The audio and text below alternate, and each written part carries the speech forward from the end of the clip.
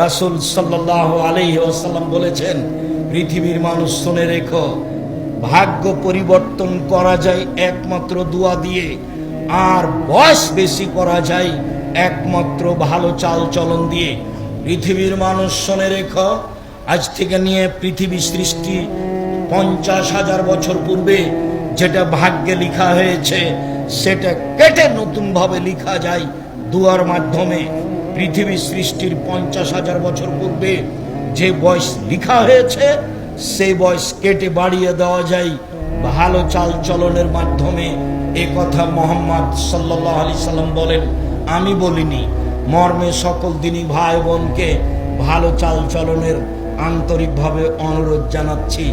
ভালো চাল চলন কাকে বলে আমরা খুব ভালো বুঝি।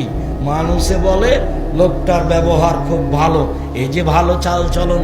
মানুষে বলে লোকটার ব্যবহার খুব খারাপ, এই যে খারাপ চাল চলন।